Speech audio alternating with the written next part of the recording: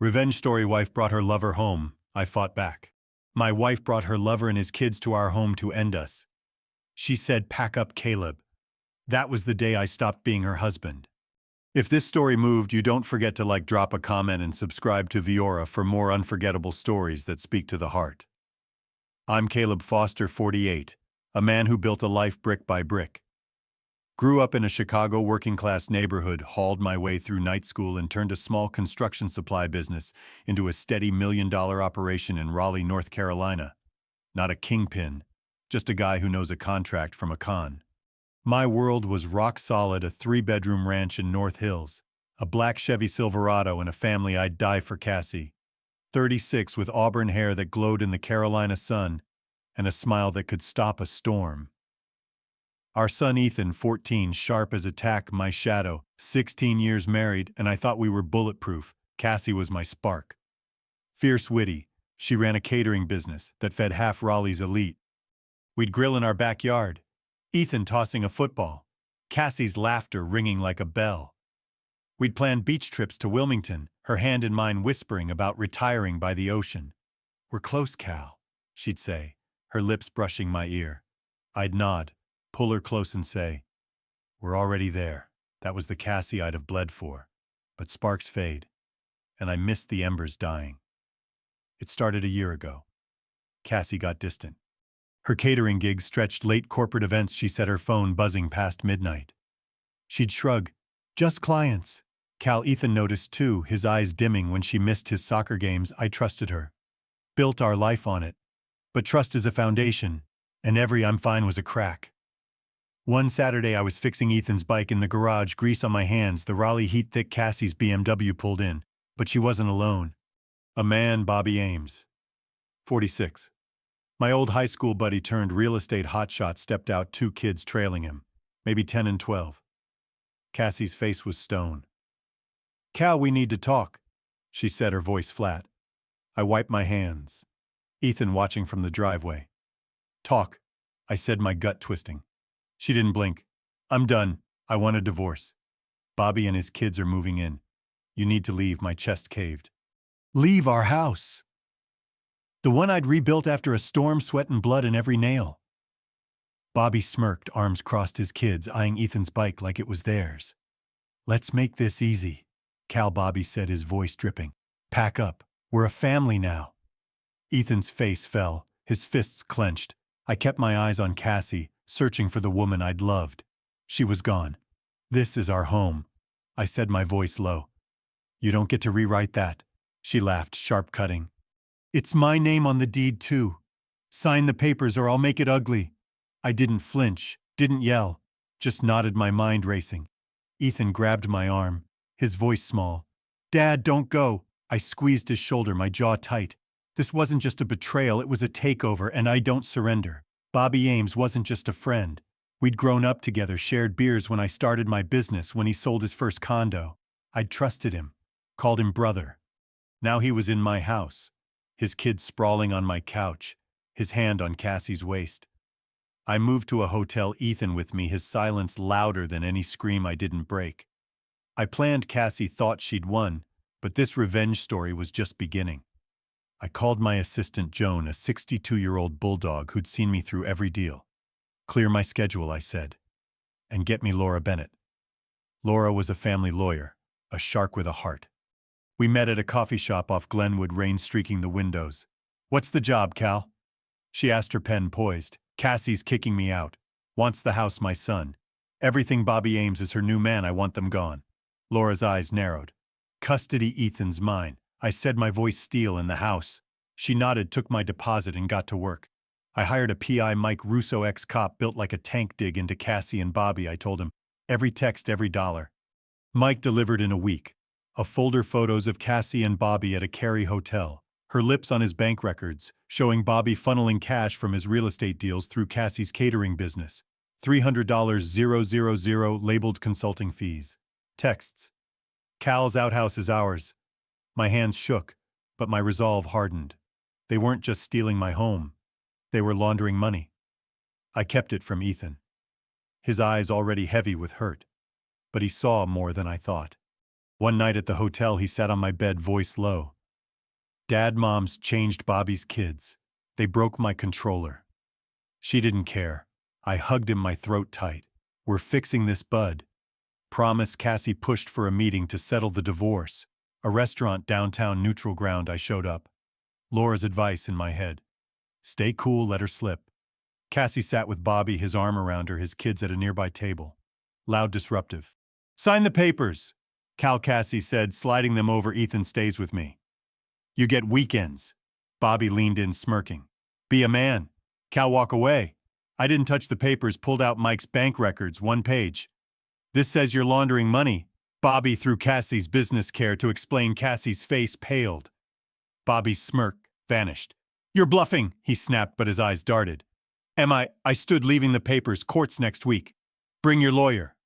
That night, Mike called, found something bigger. He said Bobby's tied to a guy. Victor Hayes, 55, big player in Raleigh real estate, shady deals, offshore accounts. Cassie's business is their front, and there's a kid involved, not Bobby's, Cassie's niece, Lily. 16, she's in deep. My blood ran cold. Lily, Cassie's niece, a quiet girl we'd seen at family reunions, now caught in their web. This wasn't just a revenge story, it was a reckoning, and I was all in. The Raleigh night was thick, the hotel's neon glow a faint pulse against my rage. Cassie's voice, pack up. Caleb, rang like a gunshot, but Mike Russo's report was the real ammo. Bobby Ames wasn't just stealing my wife and home with his slick grin and his kids' wrecking ball chaos. He was laundering cash through Cassie's catering business tied to Victor Hayes, a real estate predator. And Lily, Cassie's 16-year-old niece, was their pawn, carrying their dirty secrets. This revenge story wasn't a knife fight anymore, it was a war, and I was arming for battle. I'm Caleb Foster, 48. A man who builds empires and buries betrayals. Cassie thought she'd crushed me, parading Bobby and his brats into our house. Her laugh a blade in my gut. I'd hit back, flashing their fraud at the divorce meeting. But Victor's shadow and Lily's role flipped the script. Ethan, my 14-year-old son, was my reason to stand tall, his hurt fueling my fire. I wasn't just reclaiming my home. I was saving my boy from a world that chewed up trust. Dawn broke harsh and gray. I was in my Chevy Silverado, slicing through Raleigh's morning haze to my office. Foster Supply buzzed, trucks rumbling, deals closing, but my focus was lethal. Joan. My assistant slid a coffee across my desk, her eyes sharp. You're scaring the interns, Cal, she said, half smirking. What's the target, big game? I replied, flipping open Mike's file. Laura called. She's locked in, Joan said. Courts tomorrow, says you've got Cassie and Bobby bleeding.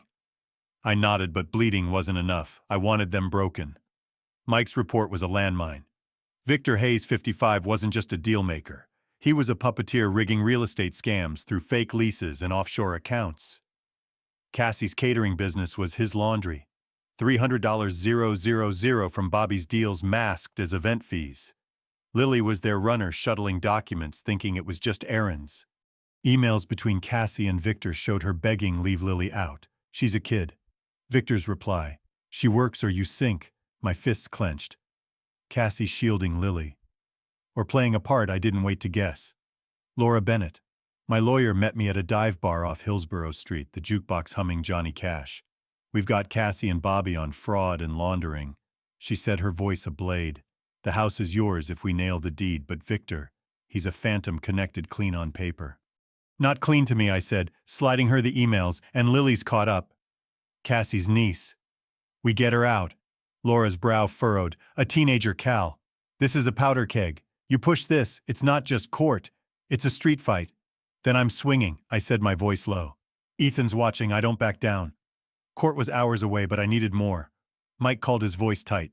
Lily's in Durham, holed up at a motel with Rita Monroe. Cassie's aunt Victor's guys are sniffing around. They're scared, Cal. Rita, I asked, my pulse spiking. Cassie's aunt, a soft-spoken nurse who'd baked Ethan's birthday cake years ago, now hiding Lily. Yeah. Mike said, Rita's trying to pull Lily out, but Victor's got muscle on their tail. You want me to move, get them. I said. Now Mike was lightning. By noon he had Lily and Rita at a safe house, a cabin tucked off I-40 Pines, swallowing the road. I drove up, Ethan beside me, his silence a weight. Inside, Lily sat on a sagging couch, her face ghost white, Rita gripping her hand. Cal, Rita said, her voice trembling. "They're gonna kill her!" "Who?" I asked, crouching by Lily. "Talk, kid," Lily's eyes darted. Voice shaking. "Victor. He made me carry stuff. Envelopes, cash. Said if I told anyone he'd hurt Aunt Cassie, I didn't know it was wrong." I nodded, my chest tight. "You're safe. What's in the envelopes list?" she said, pulling a crumpled paper from her jacket. "Names, banks, numbers." Victor called it his leverage. I scanned it. Senators, developers, a DA. My blood froze. Victor wasn't just crooked. He was untouchable. "Rita, why keep this from me?" I asked. She wiped her eyes. "Cassie swore it'd protect Ethan. She's trapped." "Cal. Victor's got her soul trapped." "Cassie." The woman who'd laughed in my face. I pocketed the list, my mind churning. "Stay put," I told them. "Mike's got you back in Raleigh." I handed Laura the list. "This nails Victor to Cassie and Bobby." I said, "Use it. Keep Lily's name out." She whistled, scanning the names. "This could torch Raleigh's elite." "Cal, you sure dead?" "Sure," I said, my jaw set. But there was another twist. Mike dug deeper, finding a hidden account in Cassie's name, not Victor's, not Bobby's. $50,000 siphoned from her catering gigs tucked in a local bank. Withdrawals started a month ago. Small, cash heavy. Was Cassie skimming, planning to run, or something else I didn't tell Laura? This was my card to play. The hearing was a storm. Laura unleashed the bank records, Cassie's texts, and Bobby's deals, tying them to Victor's scams. Cassie sat alone. Bobby in custody, her face pale as ash. The judge leaned forward, voice hard. "Ms. Bennett, you're claiming a criminal network." "Correct, Your Honor," Laura said, sliding over the redacted list. "These accounts link the defendants to Victor Hayes, a fraud mastermind." Cassie's lawyer, Greg Tanner, floundered. "This is unverified. My client has proof." Laura cut in her voice. "ICE, emails, transfers, witnesses." The gallery buzzed. Cassie's eyes hit mine, raw, desperate. For a moment I saw the Cassie who danced with me under backyard string lights gone. The judge ordered a recess, issuing warrants. Cassie stayed seated, Greg whispering, her hands shaking. Outside, Mike was waiting his truck, idling. "Trouble," he said, handing me a photo. "Victor at a Raleigh bar meeting a woman, not Cassie, not Rita. That's Diane Perry, 50, Victor's ex-partner. She's back and she's pissed. My guy heard her say your name." My stomach dropped. Diane, Victor's ex. "What's her angle?" I asked. "Revenge. Mike said Victor cut her out years ago. She's got dirt. Documents, recordings, wants to burn him down, but she's volatile, could help you or screw you." I nodded, my mind racing. "Find her, set a meet." Mike tracked Diane to a motel off I-95. By dusk, I went alone the lot. Dim rain slicking the asphalt. Diane was wiry, her eyes hard, a cigarette glowing. "Foster," she said, exhaling smoke. "Heard you're after Victor, want in depends." I said, arms crossed. "What's your price?" She laughed, bitter. "I want him in cuffs. He stole my life, business, money, everything I've got, files. Cal, his whole network. But you cross me, you're done." I studied her, weighing the risk. "Show me." She pulled a USB from her jacket, plugged it into a battered laptop. Files, contracts, voice memos. Victor bragging about owning Raleigh. One memo mentioned Cassie. "She's weak. Keep her in line." My gut twisted. "Weak or playing weak deal," I said, taking the USB, "but you stay low." Diane smirked. "Don't trust me, huh?" "Don't trust anyone," I shot back, walking away. Back at the hotel, Ethan was up, eyes heavy. "Dad, I saw Mom's car outside school today," he said, voice low. "She was with some guy, not Bobby. Looked shady." My blood ran cold. Shady Victor's muscle. Or Diane's. I pulled up the USB, finding a photo. Victor with a man 40s tattooed, labeled Royce. Mike confirmed. Royce Carter, Victor's enforcer, spotted in Raleigh. Was Cassie meeting him or being watched? I called Mike. "Tail Cassie," I said, "and find Royce." Ethan saw something on it. Mike said, "But Cal, Cassie's moving money again. That $50,000 account, half's gone, transferred yesterday to a youth shelter." A shelter. My mind reeled. Cassie donating or laundering more, I didn't know, but Ethan's words stuck. "She's not done." I drove to Cassie's catering office, a sleek space in North Hills, lights off. I used my old key, slipping in. Her desk held a burner phone, a post-it with Lily safe scrawled. I powered it on texts to an unknown number. "Keep Ethan out. I'll handle Victor. Sent today." My heart pounded. Handle Victor, Cassie double-crossing him or luring me. I pocketed the phone, my hands steady. The shelter transfer nagged me. I hacked her email. Same password. Careless finding a donation receipt $25,000 to Raleigh Youth Haven signed by Cassie. A note for Lily's future. My breath caught. Was this guilt or a cover Mike called voice urgent? Cassie's at a warehouse in Cary with Royce. My guy's got eyes, looks like a deal. Get me there, I said, speeding out. The warehouse was a hulking shadow. Rain-pounding Mike's van was parked a block away. She's inside, he whispered, handing me binoculars. Cassie stood by crates, Royce looming a duffel at his feet. Victor wasn't there, but a third figure. Diane slipped in her face, tense. My pulse spiked. Diane double-dealing. I snapped photos, texting Laura warehouse, Cassie Royce, Diane feds. Now Mike nodded, calling his contact, but then it went sideways. Royce spotted us pulling a gun. Foster, he roared. I ducked. Mike tackling him, fists flying. Cassie screamed. Diane bolting, feds swarmed, cuffs snapping, duffel spilling cash. Cassie's eyes met mine, rain soaking her cowl. I didn't want this, she said, voice breaking. I was protecting Ethan. Protecting, I snapped, stepping closer. You brought that bastard into our home. She shook her head, tears mixing with rain. Victor threatened Lily. I had to play along. I didn't answer, turning away as feds hauled her in. Diane was gone, Royce cuffed, the cash seized. Mike clapped my shoulder. You okay? No, I said, my voice rough, but I'm not done. Back at the hotel, Ethan waited. Eyes searching. Mom's in trouble, isn't she? He asked. Yeah, I said, hugging him, but we're not. The burner phone buzzed, a text from Diane. You owe me, Foster, Victor's mine. My jaw clenched. Cassie's letter, the shelter, Diane's game. Nothing added up. Court was tomorrow and I had one more card to play. The Raleigh dawn was a bruise, the skyline jagged against my resolve. Cassie's words, I was protecting Ethan, clashed with Diane Perry's text. You owe me, Foster. This revenge story had spiraled into a maze of lies with Victor Hayes' network at its heart. Cassie was with the feds. Bobby Ames was cuffed and Lily was safe. But Diane's shadow and Cassie's burner phone hinted at a deeper game. Ethan's eyes, fierce with trust, kept me grounded. I wasn't just fighting for my home. I was fighting for my son. I'm Caleb Foster, 48, a man who carves truth from betrayal. Cassie thought she'd erased me, bringing Bobby and his kids into our house. Her laugh a slap I'd struck back, exposing their fraud. But Victor's empire and Cassie's $25,000 shelter donation twisted the knife. Was she a pawn or a player? I needed answers, and I needed them now.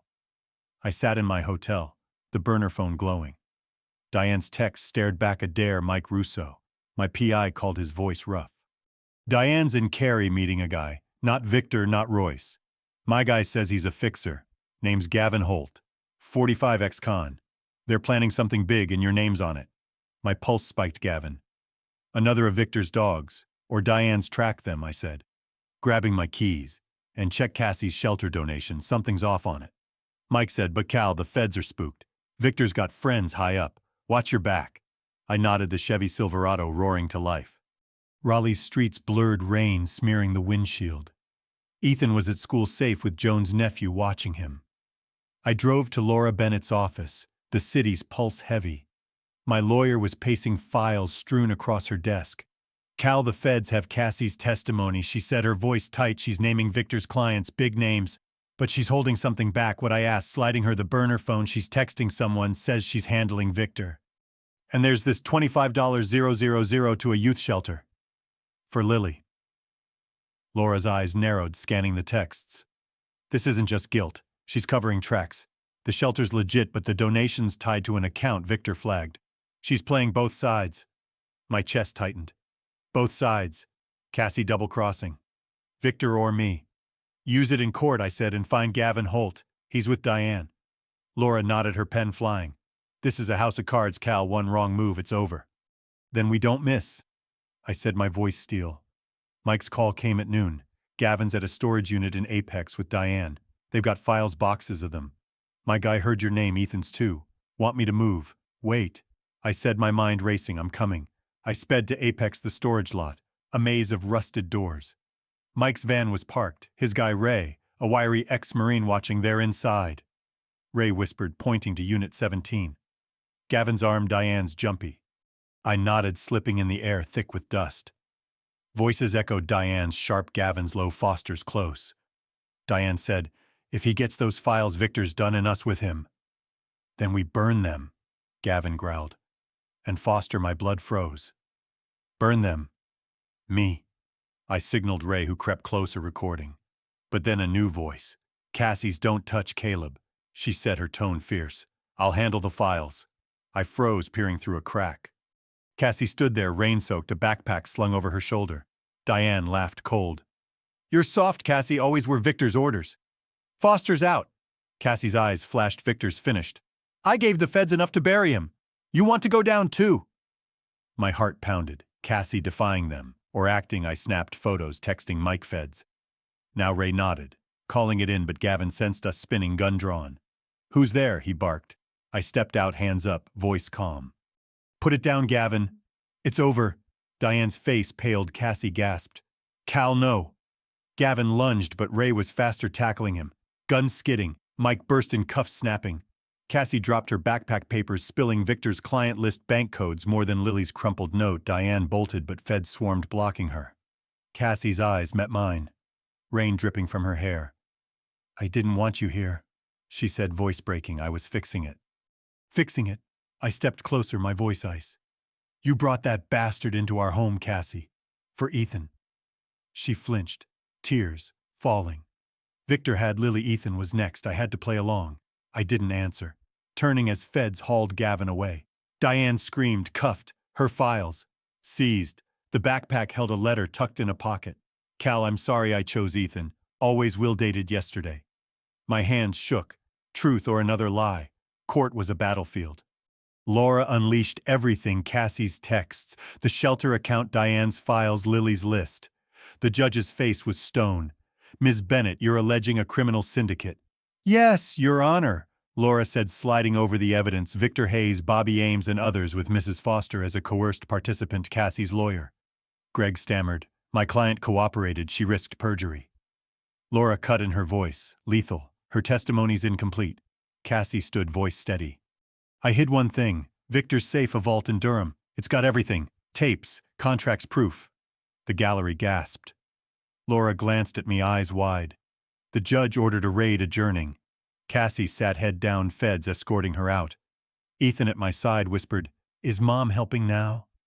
"I don't know, Bud," I said, my throat tight, "but we're okay." Mike's guy found the vault that night, feds cracking it open. Tapes showed Victor bribing officials, Diane forging deals, Bobby skimming. But one tape stopped me cold. Cassie, months ago, pleading with Victor. "Leave Ethan alone," she said, voice cracking. "I'll do anything." Victor's laugh, "Then bury Caleb." My stomach churned. Bury me. Cassie's letter burned, chose Ethan. Was it real? I drove to the safe house. Lily and Rita waiting. Lily hugged me. Tears falling. "Aunt Cassie, save me," she said. "She told Victor I was out." I nodded, my resolve wavering. But Mike's next call shattered it. "Cassie's gone," he said. "Broke out of Fed custody. Left a note, I'm ending this." My heart stopped ending what I raced to her office, finding Ethan there holding a USB. "Mom, drop this off," he said, eyes scared. "Said it's for you. I plugged it in a video." Cassie's face pale. "Cal, I'm sorry, Victor's last client, a cop, James Riley, he's coming for you. This has his deals. Give it to the feds. Keep Ethan safe." The screen cut to Riley's files, bribes, hits, Victor's orders. I called Laura, forwarding the USB. "Riley's dirty." I said, "Cassie's running." Laura asked. "Or baiting him." I didn't know feds raided Riley's precinct. His files matching Cassie's. Victor was indicted. Diane and Bobby facing decades. Cassie was a ghost. Her note echoing, ending this. I moved back to the house with Ethan, Joan keeping us fed, Laura keeping us sane. Nights were heavy. Cassie's video replaying, "Keep Ethan safe." One evening, Ethan found a letter in his backpack, Cassie's handwriting. "I love you, E. Tell Dad I'm sorry I stared at it."